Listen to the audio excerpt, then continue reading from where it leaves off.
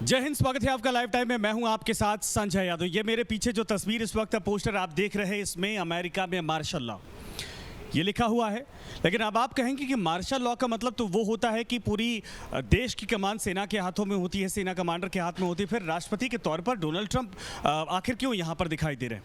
इसका जवाब है, दरअसल ये मार्शल लॉ ज़रूर लगा है, लेकिन मार्शल लॉ जैसा नहीं। अमेरिका में एक नियम है, इसके पहले भी लगाया गया था, आपको बताने वाले हैं कब लगा था। लेकिन इसके बाद जब इस बार पहले दिन यानी कि 20 जनवरी 2025 को राष्ट्रपति के तौर पर डोनाल्ड ट्रंप ने जब शपथ ली थी, उस दौरान अमेरिका के एक हिस्से में इन्होंने बाकायदा मार्शल लॉ जैसा ही एक कानून लगाया था।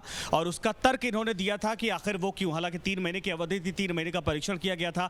उसके बाद अब कहा जा रहा है कि 20 अप्रैल 2025 वो दिन हो सकता है जब डोनाल्ड ट्रंप मार्शल लॉ की घोषणा कर सकते हैं। और ये मार्शल लॉ क्या होने वाला है, दरअसल आपको ये समझिए। आप पहले कुछ देर बाद हम आपको एक मैप दिखाने वाले हैं अमेरिका कहाँ लगने वाला है। लेकिन आपको बता दें कि डोनाल्ड ट्रंप का ये तर्क है कि जो मैक्सिको का बॉर्डर यानी दक्षिणी अमेरिका में जब आप जाएंगे, अमेरिका का मैप आप देखेंगे, दक्षिणी अमेरिका में जाएंगे तो वहां से मैक्सिको की सीमा का नाम आपने सुना होगा, लोहे की दीवार का नाम आपने सुना होगा। डंकी रूट से जब लोग अमेरिका में एंट्री करते हैं तो किस रूट से जाते हैं, पनामा से कैसे होते हुए वो आखिर मैक्सिको तक का सफ़र तय करते हैं और उसके बाद वो अमेरिका में एंट्री कर जाते हैं। इन तमाम चीज़ों को लेकर डोनाल्ड ट्रंप पिछली बार भी जब आए थे बेहद सख्त थे।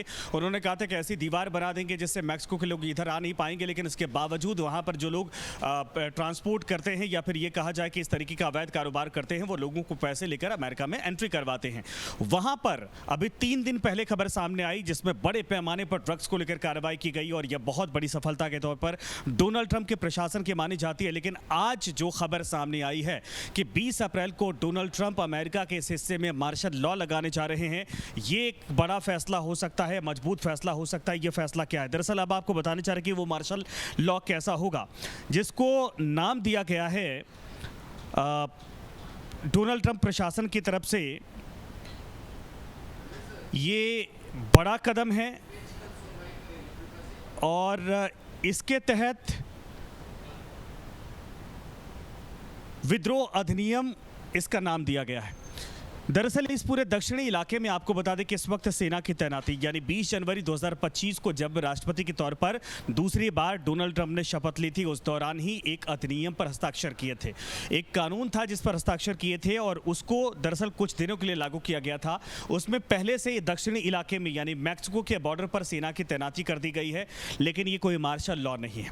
मार्शल लॉ वो होता है जिसमें सेना के हाथ में कमांड पूरे देश की चली जाती है। लेकिन ये एक ऐसा नियम कानून है अमेरिका में जिसमें राष्ट्रपति के हाथ में पावर होती है। राष्ट्रपति जिस हिस्से में चाहे, अगर कहीं दंगा हो रहा है, कहीं फसाद हो रहा है, कहीं पर लोग कंट्रोल नहीं हो पा रहे, तो राष्ट्रपति अपने तरीके से उसको कंट्रोल करने के लिए, उसका दमन करने के लिए इस नियम का, इस अधिनियम का इस्तेमाल कर सकते हैं। और वही दरअसल 20 अप्रैल को लागू किया जाएगा।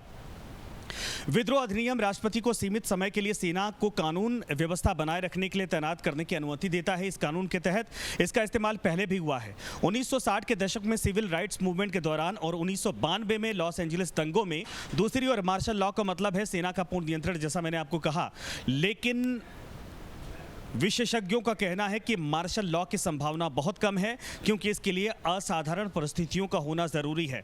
लेकिन आपको बता दें कि इस अवैध आव्रजन का बढ़ता दबाव एक वजह जो बताई गई है डोनाल्ड ट्रंप की तरफ से। अगर पिछले कुछ सालों के दरमियान देखेंगे तो डोनाल्ड ट्रंप प्रशासन कहता है कि लगभग 8.75 मिलियन, लगभग 90 लाख लोगों ने अमेरिकी और मैक्सिकन बॉर्डर से अमेरिका में एंट्री की है। और ये अवैध अप्रवासियों का दबाव लगातार अमेरिका में बनता जा रहा है। आपने देखा हथकड़ियाँ लगाकर बाकायदा जो लोग वहाँ पर कानूनी तौर पर, लीगली तौर पर नहीं रह रहे थे, उनको उनके देशों को भेज दिया गया था। लेकिन उसके बाद अब ये तैयारी है कि इस बॉर्डर पर इस तरीके से सेना की आर्मी प्लॉट कर दी जाए, सेना की आर्मी को तैनात कर दिया जाए, ताकि जो अवैध तरीके से अभी भी आने की कोशिश कर रहे हैं, उसमें पूरे दुनिया के लोग होते हैं, मैंने डंकी रूट का जिक्र किया आपके सामने, उसको किसी तरीके से रोका जा सकता है। दूसरा बड़ा कारण यह है कि नशीली दवाइयों, पहले यह डिटेल मैं आपको दे देता हूं कि अवैध अप्रवासियों की संख्या में भारी इजाफा हुआ है। 2021 से 2024 4 साल के दरमियान या 3 साल कह सकते हैं, अमेरिकी सीमा पर 8.72 मिलियन से अधिक प्रवासी जो लोग आए हैं वो एंट्री किए हैं, जिससे अमेरिका में अनावश्यक दबाव बढ़ता जा रहा है। दूसरा है नशीली दवाइयों की तस्करी को लेकर भी अमेरिका परेशान है। और 3 दिन पहले जो कार्रवाई हुई वो हमने आपको बताया कि किस तरीके से बड़ी खेप बरामद हुई थी। मैक्सिको से अमेरिका में फेंटानाइल जैसी घातक दवाइयों की तस्करी को एक बड़ा कारण बताया जा रहा है। 2023 में लगभग 75,000 अमेरिकियों की मृत्यु ड्रग्स ओवरडोज से हुई थी, जो 18 से 45 आयु वर्ग में मृत्यु का प्रमुख कारण बना था। ट्रंप ने इसे सीमा पर नियंत्रित करने के लिए इसको जोड़ा है, यानी अगर दक्षिणी हिस्से में सेना की तैनाती की जाती है, अगर ये परमानेंट किया जाता है कुछ सालों के लिए, तो इस इलाके से चाहे ड्रग तस्करी हो, चाहे अवैध अप्रवासी जो आ रहे हैं उनको रोकने में बड़ी मदद मिल सकती है। इसके अलावा जो कार्टेल और आपराधिक गतिविधियां हैं उसको भी कंट्रोल किया जा सकता है। मैक्सिकन कार्टेल और आपराधिक गिरोह द्वारा सीमा के दक्षिण में बड़े क्षेत्रों पर नियंत्रण और अमेरिकी शहरों में हिंसा, मानव तस्करी और अन्य अपराधों को राष्ट्रीय आपातकाल का आधार बनाया गया है। ये गिरोह अवैध प्रवास और नशीले पदार्थों की तस्करी को बढ़ावा देता है, और अगर यहाँ सेना तैनात की जाती है, मार्शल लॉ लगाया जाता है, तो इससे इस परिस्थिति से, इन समस्याओं से भी निपटा जा सकता है। चौथा जो पॉइंट डोनाल्ड ट्रंप की तरफ से कहा गया है वो राष्ट्रीय संप्रभुता का खतरा है, यानी राष्ट्रीय संप्रभुता पर खतरा है। ट्रंप ने अवैध प्रवास को आक्रमण माना है, जिससे वो अमेरिकी संप्रभुता के लिए खतरा बता रहे हैं। उनके आदेश में कहा गया कि यह स्थिति अमेरिकी नागरिकों की सुरक्षा और कानून के शासन को कमजोर करती है। इसीलिए उनको मजबूरन पिछले 4 साल में उन्होंने देखा था, जब पिछली बार वो राष्ट्रपति थे, दोबारा वो बने तो उसके बाद उन्होंने कहा कि हमें लगा कि ये कदम उठाया जाना चाहिए। इन सब के अलावा पिछली नीतियों की विफलता का जिक्र किया। ट्रंप ने बाइडेन प्रशासन की सीमा नीतियों को विफल बताया।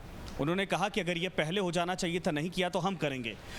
जिन्हें वो आपातकाल की स्थिति को बढ़ाने वाला मानते हैं, उन्होंने 2021 में बाइडेन द्वारा 2019 के आपातकाल को समाप्त करने के लिए फैसले को उलट भी दिया था। इसके बाद सैन्य और बुनियादी ढांचों की आवश्यकता ये बड़ा वजह माना गया। आपातकाल घोषणा के तहत ट्रंप ने सेना को तैनात करने और सीमा पर दीवार निर्माण के लिए धन को पुनः आवंटित करने का आदेश दिया है। जैसा मैंने कहा कि पिछली बार जब राष्ट्रपति के तौर पर शपथ ली थी डोनाल्ड ट्रंप ने, तब भी उन्होंने कहा था कि एक तरह से अमेरिका के लिए ये दीवार जो है, ये सीमा परेशानी बनी हुई है, इसका परमानेंट समाधान यही है कि इस इलाके में एक बड़ी दीवार खड़ी कर दी जाए ताकि कोई यहाँ पर आ ना सके। और इसके लिए बाकायदा उन्होंने पैसा आवंटित कर दिया है। विवाद और आलोचना अब इस पर हो रही है, वो क्या है? जो एक्सपर्ट हैं उनकी तरफ से ये कहा जा रहा है कि ये एक तरह से ये जो घोषणा है जो सरकार करने जा रही है, असंवैधानिक और सत्ता का दुरुपयोग है, और इससे अमेरिका में एक तरह से संकट बढ़ेगा, परेशानियां बढ़ेंगी और लोग परेशान होंगे। कानूनी चुनौतियों को लेकर भी जिक्र किया गया कि 2019 में ट्रंप के सामना ट्रंप की समान घोषणाओं को अदालतों में चुनौती दी गई थी, और 2025 की घोषणा के खिलाफ भी मुकदमे दाखिल किए गए हैं।